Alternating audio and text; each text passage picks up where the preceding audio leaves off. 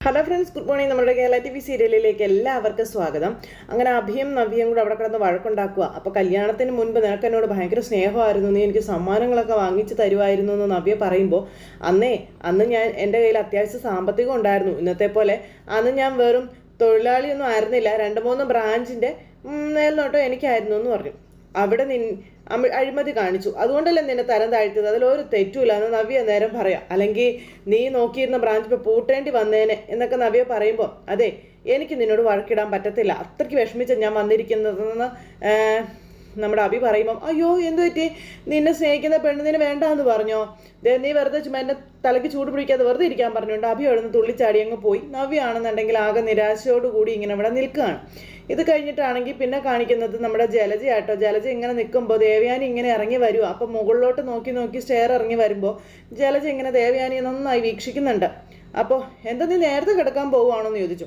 ഭയങ്കര ചൂടല്ലേ എടുത്തി, അതുകൊണ്ട് നേരത്തെ കിടക്കാമെന്ന് വിചാരിച്ചു എന്ന് ജലജ ദേവയാനിയോട് പറയുമ്പോൾ, ചൂടത്ത് ആരെങ്കിലും നേരത്തെ കയറി കിടക്കുവോ എന്ന് മാത്രമല്ല, നിന്റെ മുറിയിലെ നല്ലതുപോലെ AC വർക്കാവുന്നുണ്ടല്ലോ, പിന്നെ നിനക്കെന്താ ഇത്ര ചൂട്, മുറിക്കകത്തെ ചൂടിനേക്കാൾ മനസ്സിനകത്തെ ചൂടായിട്ടത്തി കൂടുതൽ, മനസ്സിനകത്തെ അത്യാഗ്രഹം കൂടിയാലും അങ്ങനെ തന്നെയാണെന്ന് നേരം ദേവയാനി പറഞ്ഞു. അതെ, ഒരിക്കലും ശാന്തമാകുന്ന കൂട്ടത്തിലല്ല, എപ്പോഴും ഇങ്ങനെ ചുട്ടു പൊള്ളിച്ചുകൊണ്ടിരിക്കും. അതെന്താ ഏട്ടത്തി അങ്ങനെ പറഞ്ഞേ എന്ന് ജലജ അന്നേരം ചോദിക്കുമ്പോൾ, നാളെ എൻ്റെ മരുമകളുടെ അല്ല നിന്റെ മരുമകളുടെയാണ് 7-ാം മാസം. ഓ പിന്നെ അല്ല, അവളെ വിളിക്കാനാണെങ്കിലോ അവളുടെ വീട്ടിൽ നിന്ന് ആൾക്കാരും വരുന്നില്ലേ, അവരെല്ലാവരും പലഹാരമൊക്കെ ആയിട്ടായിരിക്കും വരുന്നതെന്നൊക്കെ ദേവയാനി പറയുമ്പോൾ പുച്ഛമായിട്ട് നിൽക്കുക ജലജ. അപ്പോൾ അവർക്ക് എന്തെങ്കിലുമൊക്കെ ഉണ്ടാക്കി കൊടുക്കണ്ടേ, അതുപോലെ തിരിച്ചു നമ്മൾ കൊടുത്തു വിടണ്ടേ എന്ന് ചോദിക്കുമ്പം, അതെന്തെങ്കിലുമൊക്കെ ബേക്കറിയിൽ നിന്ന് വാങ്ങാൻ അഭിയോട് പറയാമെന്ന് ജലജ. ബേക്കറിയിൽ നിന്ന് വാങ്ങിക്കാനോ, ഞാനും ഈ വീട്ടിലെ മരുമകളാ, എന്നെ വിളിക്കാൻ എൻ്റെ വീട്ടുകാർ വന്നപ്പോഴേ ഈ പാവം അമ്മയെല്ലാം ചെയ്തതെന്ന് ദേവയാനി പറയുമ്പം, അതൊക്കെ പഴയ കാലമല്ലേ ഏട്ടത്തി, ഇപ്പോഴത്തെ തലമുറ അതിനൊന്നും വലിയ പ്രാധാന്യമൊന്നും കൊടുക്കുന്നില്ലെന്നേ, നമ്മളതൊന്നും മൈൻഡ് ചെയ്യണ്ട. എന്നാലേ എനിക്ക് അങ്ങനെ ഒരു അഭിപ്രായമില്ല എന്നും, അതുകൊണ്ട് മര്യാദയ്ക്ക് എനിക്കിപ്പം വന്ന് എന്തെങ്കിലുമൊക്കെ ചെയ്യാൻ നോക്കാൻ ദേവയാനി ജലജയോട് പറയണം. ഇന്ന് അർദ്ധരാത്രി കഴിഞ്ഞിട്ട് നീ കിടന്നാൽ മതിയെന്നും പറഞ്ഞു. എനിക്ക് നല്ല ക്ഷീണമുണ്ട് ഏട്ടത്തി, അതിനേക്കാളും ക്ഷീണമുണ്ട് എനിക്ക്. നിനക്കറിയാവുന്ന കാര്യമല്ലേ ഞാൻ വലിയൊരു സർജറി കഴിഞ്ഞവളാണെന്ന്. അങ്ങനെയുള്ള എനിക്കില്ലാത്ത ക്ഷീണം നിനക്കുണ്ടാവേണ്ട കാര്യം എന്താണെന്നും, അതുകൊണ്ട് മര്യാദയ്ക്ക് എൻ്റെ കൂടെ വരാൻ നോക്കാൻ പറഞ്ഞുകൊണ്ട് ദേവയാനി വാന്നും പറഞ്ഞ് അടുക്കളയിലേക്ക് പോയി. അപ്പോൾ ആരുടെയും കണ്ണിപ്പെടാതെ നേരത്തെ മുറി കയറി വാതിലടയ്ക്കാൻ പോയതാ ജലജയ്ക്ക് മുട്ടൻ പണി ദേവയാനി കൊടുത്തത്. ദേവയാനിയോട് ഭയങ്കര കലിപ്പായി ജലജയ്ക്ക്. അങ്ങനെ അവർ രണ്ടുപേരും കൂടെ അടുക്കളയിലേക്ക് പോയി. അതേസമയം ഇവിടെ നമ്മുടെ കനക അടുക്കളയിൽ നാളെ കൊണ്ടുപോകാനുള്ളതൊക്കെ ഉണ്ടാക്കിക്കൊണ്ടിരിക്കാം. അന്നേരം അച്ഛനും കൂടെയുണ്ട്. അപ്പോൾ അതെ, ഈ അമ്മായിയും മരുമകളും തമ്മിൽ സ്നേഹത്തിലാണെന്ന് ആദർശമോനെ അറിയാവോ എന്നിങ്ങനെ ഗോവിന്ദേട്ടൻ ചോദിച്ചപ്പോൾ, അതിപ്പോൾ എനിക്ക് എങ്ങനെ അറിയാനാ ഗോവിന്ദേട്ടാ എന്നോട് ചോദിച്ചാൽ, പിന്നെ അറിയാനുള്ള സാധ്യതയൊക്കെ കുറവാണെന്നാണ് തോന്നണേ. അറിഞ്ഞിരുന്നെങ്കിൽ നയനമോൾ അമ്പലത്തിൽ വന്നപ്പോൾ ആദർശമോനും കൂടെ ഉണ്ടാവേണ്ടതല്ലേ. പിന്നെ ഇത് എപ്പോഴാ അമ്മായിയും മരുമകളും തമ്മിൽ കൂട്ടായത്? അത് തന്നെ ഞാൻ പറഞ്ഞത്, അതൊക്കെ അറിയണമെങ്കിലേ ഈ നാടകം പൊളിക്കണം എന്ന്, അല്ല അത് ശരിയാവില്ല എന്ന്. നമ്മുടെ മോള് തന്നെ നമ്മളോട് സത്യങ്ങളെല്ലാം പറയണം. അപ്പം അത് അവളെ കൂടെ നമ്മൾ എങ്ങനെ ഇപ്പോൾ പറയിക്കും കനകെ? അതിനൊക്കെയുള്ള സാഹചര്യം വരും ഗോവിന്ദേട്ടാ, അല്ലെങ്കിൽ നമ്മൾ അതിനുള്ള സാഹചര്യം വരുത്തണം. എന്നാലും എല്ലാം നമ്മളോട് പറഞ്ഞ നമ്മുടെ മോള് ഇത് മാത്രം അടക്കി പിടിച്ച് നടക്കുകയാണല്ലോ കനകെ. അതുകൊണ്ടാണ് ഞാൻ പറഞ്ഞത് അവളെ ഒന്ന് പറ്റിക്കണം എന്ന്. നന്ദക്കുട്ടനും അത് തന്നെ എന്നോട് പറഞ്ഞത്. പിന്നെ ഏതായാലും നാളെ രാവിലെ അവൾക്ക് കുളിക്കാമെന്നാ ഡോക്ടർ പറഞ്ഞു. 7-ാം മാസത്തിൻ്റെ ചടങ്ങിൽ അവളും വരുന്നെന്നാ പറയുന്നത്. നോക്കിയിട്ടൊക്കെ കൊണ്ടുപോയാൽ മതി കേട്ടോ, മോൾ അങ്ങോട്ട് വരുന്നത് അനാമികയ്ക്ക് ഇഷ്ടപ്പെടത്തില്ലെന്നിങ്ങനെ ഗോവിന്ദേട്ടൻ പറയുമ്പം, എന്ന് വെച്ചാൽ എല്ലാ ചടങ്ങിനും മോളെ മാറ്റി നിർത്താൻ പറ്റുമെന്ന് കനക ഗോവിന്ദേട്ടനോട് ചോദിച്ചു. ഗോവിന്ദേട്ടാ, ഇത് അവളുടെ ചേച്ചിയുടെ 7-ാം മാസ ചടങ്ങല്ലേ, അതിനിപ്പോൾ ചിക്കൻ ബോക്സ് ഇല്ലായിരുന്നെങ്കിൽ നന്ദു ഉറപ്പായിട്ട് പങ്കെടുക്കേണ്ട കാര്യം തന്നെയല്ലേ എന്ന് ചോദിക്കുന്നു. ഒന്നും വേണ്ടാതെ ഇങ്ങനെ നിന്ന് കേൾക്കാം. ഇനി അവളെ കൊണ്ടുപോയില്ലെങ്കിൽ അതിൻ്റെ പേരിൽ മൂർത്തി സാറും അമ്മയും നമ്മളെ കുറ്റപ്പെടുത്തത്തില്ലേന്ന് ചോദിക്കുമ്പോൾ, അതൊക്കെ ശരിയാ, അപ്പോഴും ജോത്സ്യം പറഞ്ഞത് മനസ്സിൽ കിടക്കുക കനകെ, അത് ഓർക്കണമെന്ന് പറഞ്ഞു. അവൾ സ്നേഹിച്ച പുരുഷനെ തന്നെ അവൾ കെട്ടുവെന്ന് നമ്മൾ വിശ്വസിക്കുന്ന ജോത്സ്യൻ പറഞ്ഞതുകൊണ്ട് അതിനുള്ള സാഹചര്യം നമ്മളായിട്ട് ഉണ്ടാക്കാത്തതല്ലേ നല്ലതെന്നൊക്കെ ഗോവിന്ദേട്ടൻ കനകയോട് ചോദിക്കുമ്പോൾ, ഗോവിന്ദേട്ടാ കുറച്ച് ദിവസം കഴിഞ്ഞ് നന്ദോട്ടൻ ട്രെയിനിങ്ങിലേക്ക് പോയില്ലേ, പിന്നെ നമുക്ക് പേടിക്കാനായിട്ട് ഒന്നുമില്ലല്ലോ, പിന്നെന്താ കുഴപ്പം എന്ന് ചോദിച്ച് കനക ഗോവിന്ദേട്ടനെ സമാധാനിപ്പിക്കാം. നാളെ എന്തായാലും അവിടെ ഫംഗ്ഷൻ നടക്കുമ്പോൾ എൻ്റെ കണ്ണ് നയനമോളുടെയും ആദർശമോൻ്റെയും അമ്മയുടെയും മുഖത്തായിരിക്കും എന്നുള്ള കാര്യവും രണ്ടുപേരുടെയും കണ്ണുകൾ തമ്മിൽ കഥ പറയുന്നുണ്ടോയെന്ന് എനിക്കൊന്ന് അറിയണം. കനക ഇങ്ങനെ പറയാം. ഗോവിന്ദൻ ഇങ്ങനെ ആലോചിച്ച് നിൽക്കുക ഉണ്ടായിരിക്കോ എന്നുള്ളൊരിതിൽ. പിന്നെ ദേ അവിടെ അനന്തപുരിയിൽ പലഹാരങ്ങൾ ഉണ്ടാക്കുമോ ദേവയാനി. ജലജ ഇതൊക്കെ കണ്ടോണ്ടിങ്ങനെ നിൽക്കുക. അപ്പോഴേക്കും ജാനകി അങ്ങോട്ടേക്ക് വന്നു.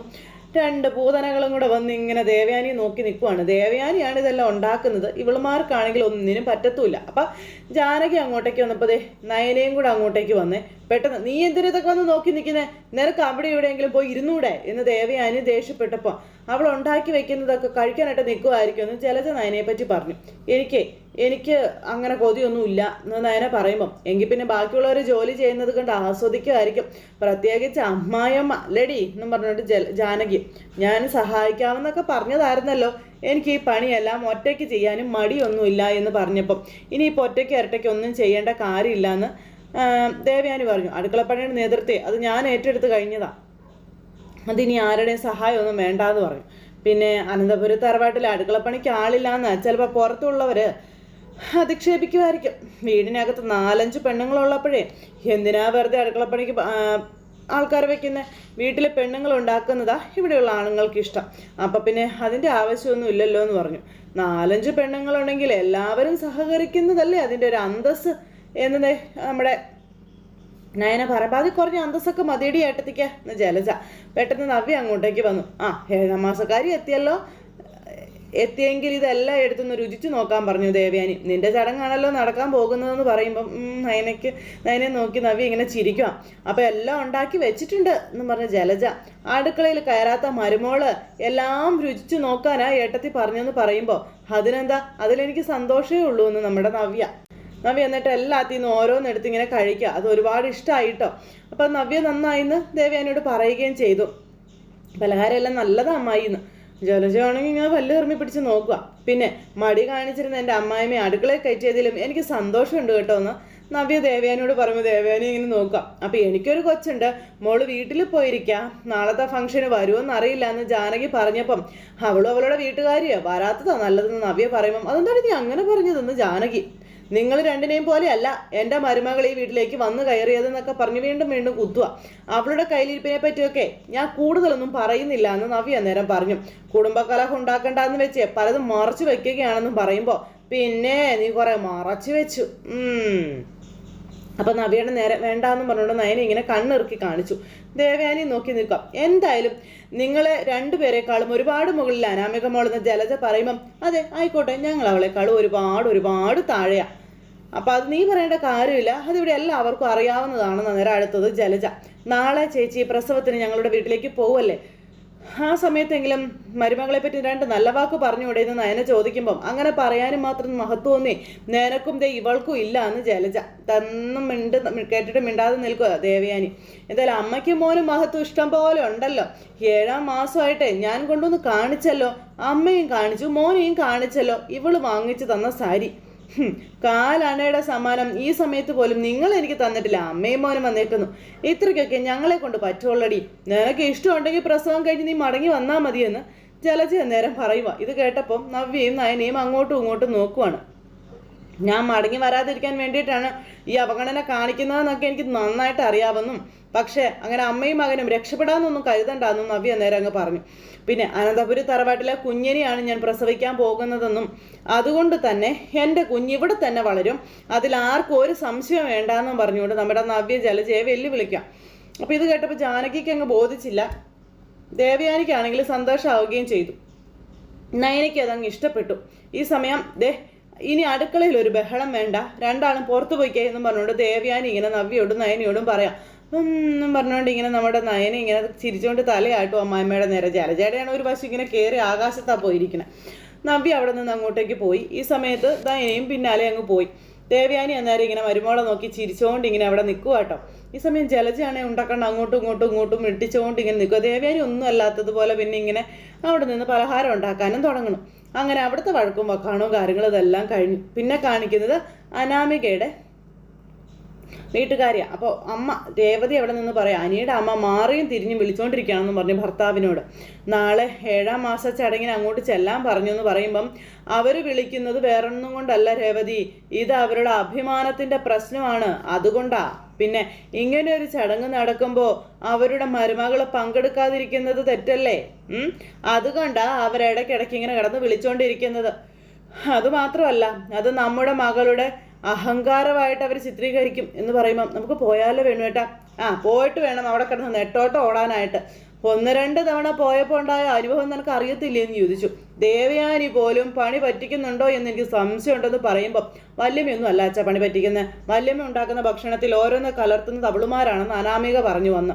അങ്ങനെ ഒരു വിശ്വാസം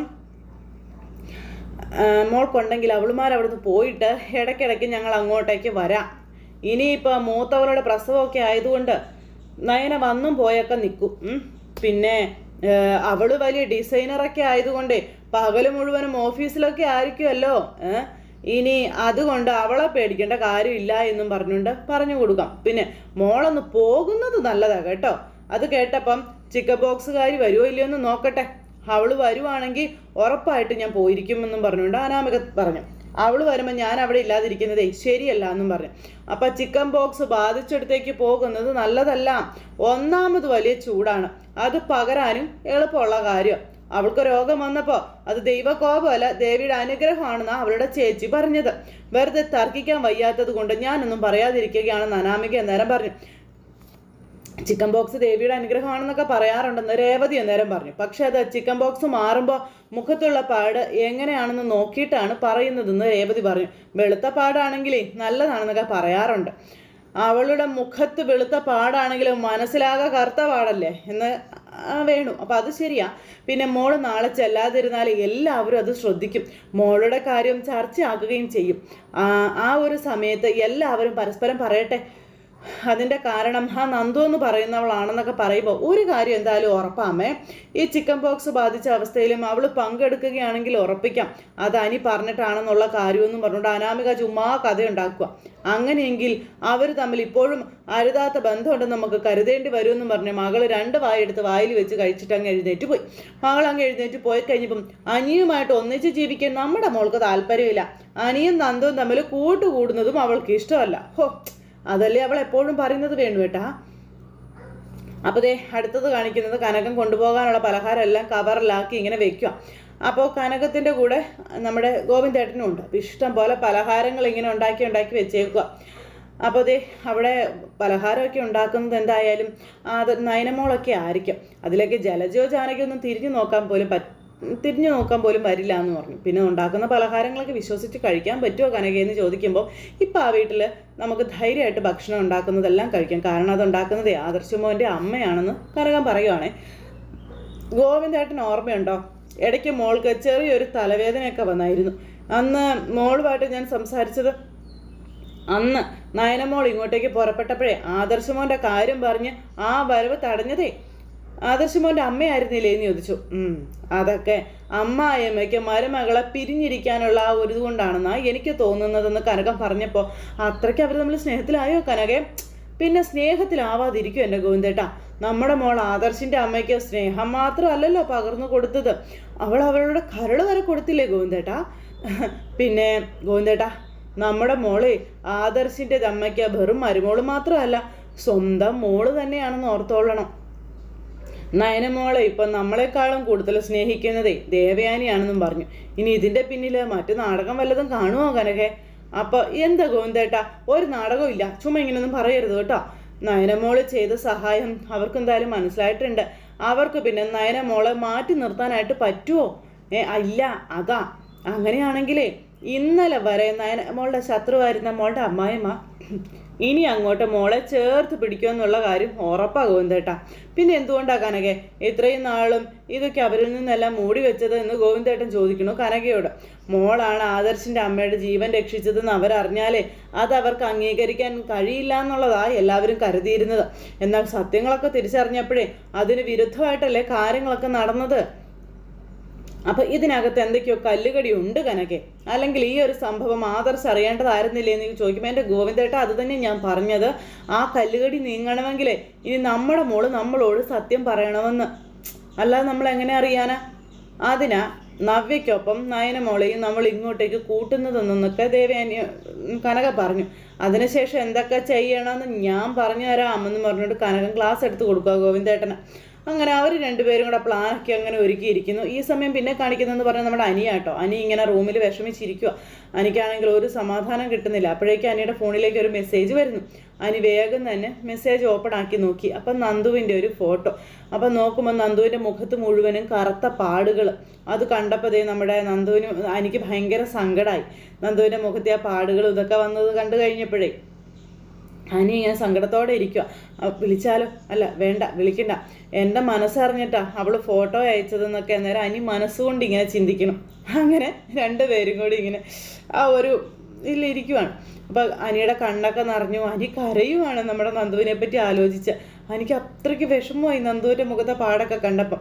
പിന്നെ കാണിക്കുന്നതോ നമ്മുടെ അനഘ വിളിച്ചതിനെ പറ്റി ആലോചിച്ച അഭി ഇങ്ങനെ കിടക്കുക. ആ സമയം നമ്മുടെ നവ്യ അങ്ങോട്ടേക്ക് കയറി വന്നു. നീ എന്താടാ കിടന്നുകൊണ്ട് ആലോചിക്കുന്നത്? ഞാനിവിടുന്ന് നാളെ പോയതിന് ശേഷം എന്തൊക്കെ ചെയ്യണമെന്ന് ആലോചിക്കായിരിക്കും. ആരുടെയൊക്കെ പിന്നാലെ പോകണമെന്നു അല്ലേടാ എന്നൊക്കെ ഇങ്ങനെ നവ്യ ചോദിക്കുക കേട്ടോ. ഞാൻ പോകുന്നത് നിനക്ക് വലിയ ആശ്വാസമായിരിക്കുമല്ലോ. അപ്പം നീ എന്തിനാ ഇങ്ങനെയൊക്കെ പറയുന്നത് നവ്യെ? ഓരോന്ന് മനസ്സിൽ സങ്കല്പിക്കുക, അത് വിളിച്ചു കൂവിക്കൊണ്ട് നടക്കാം. എൻ്റെ മനസ്സെന്താണെന്ന് നിനക്കറിയത്തില്ലേന്ന് ചോദിക്കുമ്പം നിന്റെ മനസ്സ് എന്നെപ്പോലെ പഠിച്ച് ആരും കാണത്തില്ലടാ എന്ന് നവ്യ അന്നേരം തിരിച്ചു പറഞ്ഞു. നീ നാളെ പോകുന്നതിന് മുൻപ് അവസാന യുദ്ധത്തിന് വരുവാണ്. 7 മാസമായി നിന്റെ കുഞ്ഞെൻ്റെ ശരീരത്തിൻ്റെ ഭാഗമായിട്ട്. ഇത്രയും ദിവസത്തിനിടയിൽ നീ എന്നെക്കുറിച്ച് ആലോചിക്കണ്ട, ആ കുഞ്ഞിനെ പറ്റിയെങ്കിലും ആലോചിക്കണ്ടേടാന്നും. നീ സ്നേഹത്തോടെ ഒരു ദിവസം പോലും എൻ്റെ അരികിലേക്ക് വന്നിട്ടില്ലെന്നും നവ്യ ഇങ്ങനെ പറയുമ്പം നീയെ എപ്പോഴും എൻ്റെ അരികിൽ തന്നെയല്ലേ? നീ എന്നെ വിട്ടു പോകുമ്പോഴേ നിന്റെ നഷ്ടം എനിക്ക് മനസ്സിലാകൂ. ആ സമയത്ത് സ്നേഹം കൂടുമെന്ന് അഭി. അതൊക്കെ നല്ല മനസ്സുള്ള ആണുങ്ങളുടെ കാര്യമാടാ, അല്ലാതെ നിന്റെ കാര്യമല്ല. നിനക്ക് ഞാൻ അകന്നു പോയി കഴിഞ്ഞാൽ വലിയ സന്തോഷമായിരിക്കും എന്ന് എനിക്കറിയാം. നീ അടുത്ത നിമിഷം തന്നെ അതൊക്കെ ആഘോഷിക്കുകയും ചെയ്യുമെന്ന് എനിക്കറിയാമെന്ന് പറയുമ്പം അങ്ങനെയാണ് നീ ചിന്തിക്കുന്നതെങ്കിൽ തിരുത്താനൊന്നും ഞാൻ നിൽക്കുന്നില്ല. പിന്നെ നിന്റെ അനിയത്തി നിനക്ക് ഒരു ജോഡി സാരി വാങ്ങിച്ച് തന്നല്ലോ, അതിൻ്റെ കൂടെ സമ്മാനങ്ങളൊന്നും വാങ്ങണ്ടെന്ന് കരുതിയാൽ ഞാനൊന്നും വാങ്ങാതിരുന്നതെന്ന് കള്ളം പറയുമ്പോൾ നിനക്കതൊക്കെ നേരത്തെ തന്നെ ആകാമായിരുന്നല്ലോ. അനിയത്തിയും അനിയന്മാരും ഒക്കെ വാങ്ങിച്ചു തന്നാലും ശരി, ഭർത്താവ് വാങ്ങിച്ചു തരുന്ന സമ്മാനങ്ങൾക്ക് ഒരു പ്രത്യേകതയുണ്ടടാ. അത് കൊള്ളത്തില്ലെങ്കിൽ പോലും ഒരു പെണ്ണിനെ സംബന്ധിച്ചിടത്തോളം അത് മറ്റാരും തരുന്നതിനേക്കാളും വലിയൊരു സമ്മാനം തന്നെയാടാ എന്നൊക്കെ പറഞ്ഞിങ്ങനെ പറയുവാണ്. നാളെ രാവിലെ പോകാൻ നോക്കണ്ടല്ലേടി, നീ കയറി കിടന്ന് ഉറങ്ങാൻ പറഞ്ഞു. ഞാൻ ഉറങ്ങിയിട്ട് വേണമായിരിക്കും നിനക്ക് ആരെങ്കിലൊക്കെ വിളിക്കാനല്ലേ എന്ന് നവ്യ ചോദിച്ചപ്പോൾ ഷോ എന്നും പറഞ്ഞുകൊണ്ട് ഇങ്ങനെ നിൽക്കുക അഭി. നവ്യ ആണെങ്കിൽ ഒന്നും കണ്ടിട്ട് മൈൻഡ് ചെയ്യുന്നില്ല. ഈ സമയത്ത് നവ്യ കയറി അങ്ങ് കിടന്നു. അഭിയാണെങ്കിൽ ശ്വാസം നിലച്ച് ഇങ്ങനെ അവിടെ നിൽക്കുക. അങ്ങനെ ആ ഒരു ഇതിൽ മനസ്സിന് ധൈര്യം കിട്ടാതെ അഭിന് എന്ത് ചെയ്യണം എന്ന് ഓർത്ത് ഇങ്ങനെ ആകെ വല്ലാതെ നിൽക്കുന്നിടത്ത് ഇന്നത്തെ കഥ അവസാനിച്ചിട്ടുണ്ട്. അപ്പോൾ എല്ലാവരും കാത്തിരുന്ന് കാണണം കേട്ടോ. എല്ലാവർക്കും നല്ലൊരു ദിവസം ആശംസിക്കുകയാണ്. എല്ലാവരുടെയും സപ്പോർട്ടിനും സ്നേഹത്തിനും ഒരുപാട് നന്ദി അറിയിക്കുകയാണ്. അടുത്ത സൂപ്പർ ഹിറ്റ് കഥയുമായി കാണുന്നത് വരെ എല്ലാവർക്കും നന്ദി. Take care, bye bye. അതോടൊപ്പം നമ്മുടെ ചാനൽ ആദ്യമായിട്ട് കാണുന്നവരുണ്ടെങ്കിൽ ഒന്ന് സബ്സ്ക്രൈബ് ചെയ്യണം കേട്ടോ. തൊട്ടടുത്ത് കാണുന്ന ബട്ടൺ അമർത്തി കഴിഞ്ഞിട്ടുണ്ടെങ്കിൽ നമ്മുടെ വീഡിയോസ് എളുപ്പത്തിൽ നിങ്ങളുടെ ഫോണിലേക്ക് നോട്ടിഫിക്കേഷനായിട്ട് വരുന്നതായിരിക്കും. അപ്പോൾ എല്ലാവർക്കും ഒരിക്കൽ കൂടി നന്ദി അറിയിച്ച് നിർത്തുന്നു. ടാറ്റാ.